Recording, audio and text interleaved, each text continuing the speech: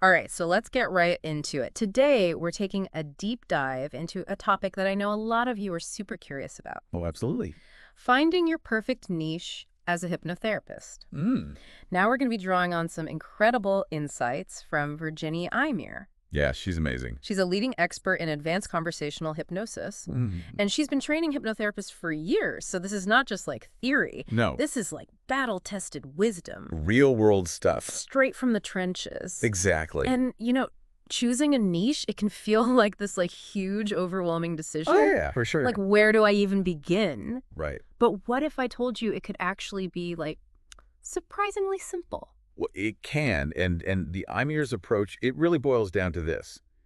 Cutting through all the noise and the overthinking, that trips people up. Overthinking. Yeah. Oh man, that's like the monster under the bed for so many aspiring entrepreneurs. It is. And, Yeah. and what's fascinating is that Imir, she identifies these very specific ways that this overthinking manifests, like when people try to pick a niche. Okay. So think about it. Like, Yeah. how many times have you seen someone ask their friends for advice, Oh yeah. or chase the latest fad, Right. or try to copy exactly what their mentor does?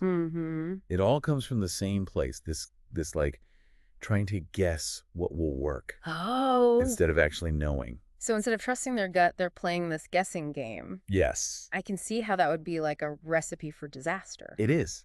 Because it's all based on assumptions, not on real world data. Right. And Imir gives this great example of hypnotherapists getting swept up by these like passing trends. Okay. Like imagine everybody suddenly wants past life regression. Uh-huh. So you scramble to learn it. Right. You invest in all this training, Yeah. only to find out the trend just like fizzles out in a few months. Ouch, you'd be left feeling like you wasted so much time and energy. Just Plus, you'd probably be facing a ton of competition from all the other hypnotherapists who jumped on that same bandwagon. exactly. And here's where it gets really interesting.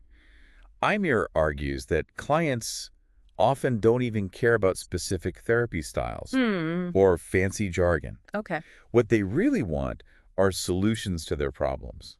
So it's not about impressing potential clients with a laundry list of techniques. It's about understanding their actual needs. Right. Got it. Think of it this way. If you have trouble sleeping, Yeah. you don't care if the hypnotherapist uses progressive relaxation or guided imagery. Right. You just want to be able to sleep through the night. Okay, that makes total sense. Yeah. So how do we get out of this guessing game and actually figure out what our potential clients need? That's where market research comes in. And it's truly a game changer. It takes the focus off of you Okay. and puts it squarely on your potential clients. It's almost like we're becoming detectives for people's problems. I love that analogy. Right? Because you really are investigating what's going on. Yeah. And Imir recommends asking some really powerful questions to guide your research. Okay. Like, what are your ideal clients struggling with? What solutions are they already searching for? What language do they use to describe their problems? It's like you're trying to get inside their heads. Yes. And understand their world. Exactly. Wow. And when you do that, you start to see patterns emerge. Okay. You'll notice these common pain points, shared desires, and maybe even some misconceptions that are keeping people from finding the help they need.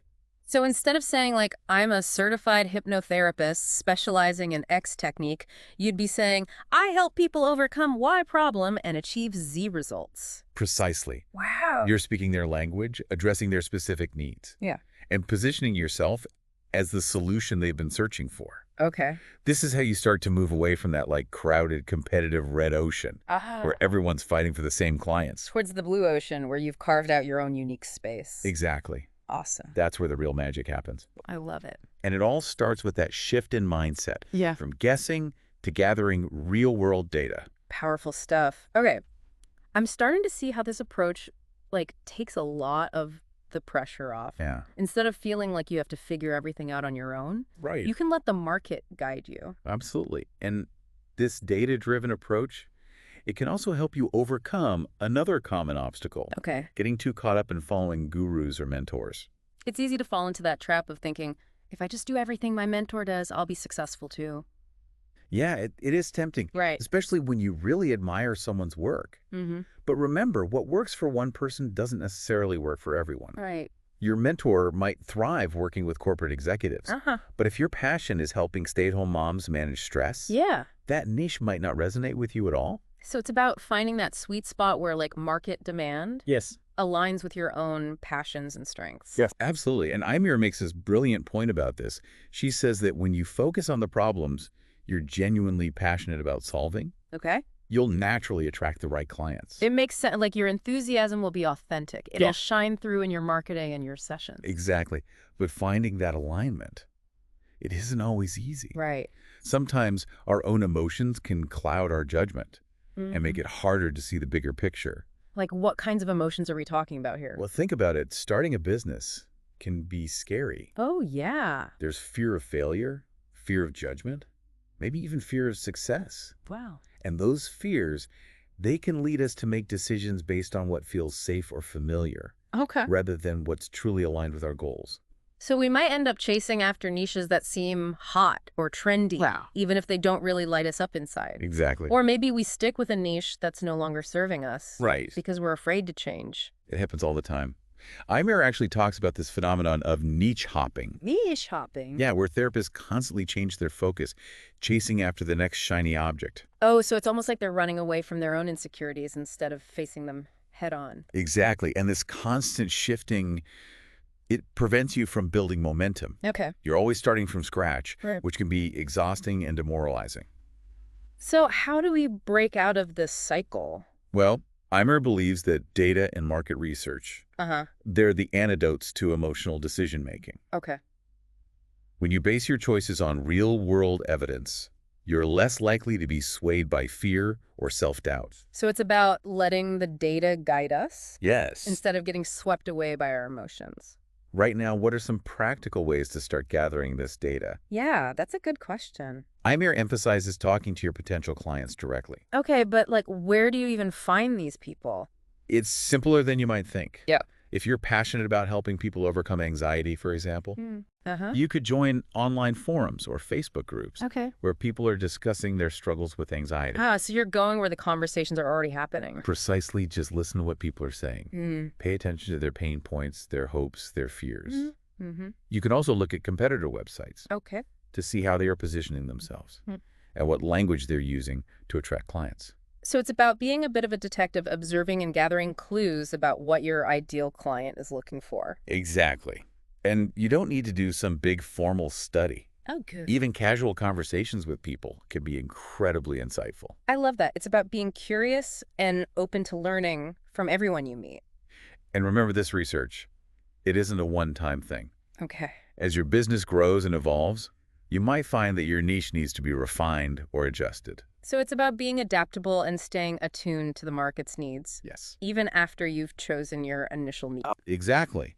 This continuous feedback loop helps you stay relevant, avoid stagnation, and ensure you're always serving your clients in the best way possible. Wow, this has been so eye-opening. It has. You know, I used to think about choosing a niche as this, like, Yeah. one and done kind of thing, you know, like finding the perfect niche right out of the gate. Right. But now I'm seeing it as more of a journey. It is. It's about evolution, not just a single decision. Right. And what I love about this approach Yeah. is that it really puts you in the driver's seat. You're not at the mercy of trends or gurus. Right. You're making these informed decisions Yes. based on real-world data and your own unique strengths. Exactly. So instead of asking, what's the hottest niche right now? Yeah. We should be asking, what problems am I most passionate about solving? Yes. And then, where are the people who are struggling with those problems? exactly. It's like night and day. It is. It's amazing how those two questions can completely transform the way you approach building your business. It's like the difference between trying to fit into a mold, you know, Yeah. and creating your own custom-designed masterpiece. I love that analogy. Right. It's about owning your expertise and building a business that truly reflects who you are and what you stand for. I love that. So for our listener who's just starting out on this journey, Yeah. what would be your biggest piece of advice? My biggest piece of advice would be don't get stuck in analysis paralysis. Oh, yeah. It's so easy to overthink things, It is. but action is key. Mm-hmm. Even if you don't have all the answers yet, Right. start by taking small steps. Okay. What's one thing you could do today to start understanding your ideal client's needs. Well, maybe it's joining a relevant online forum, Yeah. checking out some Facebook groups, or even just having a conversation with someone Yeah. who's dealing with the challenges you want to help people overcome. Those are all great starting points. Awesome. Remember, every little bit of insight you gather brings you closer to that clarity and confidence. And don't be afraid to experiment Oh, yeah. and iterate along the way. Exactly. Your niche might evolve as you gain more experience Wow. and learn more about your ideal client. The most successful hypnotherapists are the ones who are constantly learning, growing, and refining their approach. Oh, true. So embrace the journey, stay curious, and trust that you'll find your way to the perfect niche for you. I love it. Well, this deep dive has been packed with actionable advice. It has. It's given us a framework for making smarter decisions, overcoming self-doubt, and building a fulfilling and sustainable hypnotherapy practice. And remember, this is just the beginning. Oh, yeah? Virginie offers a wealth of resources for hypnotherapists, including your book, online courses, and workshops. Fantastic. So if you're ready to dive even deeper into this topic, I highly recommend checking out her work. Awesome. Well, thanks for joining us for this deep dive into the world of hypnotherapy niche selection. We hope you've gained some valuable insights and are feeling inspired to take action. Until next time, happy researching and happy hypnotizing.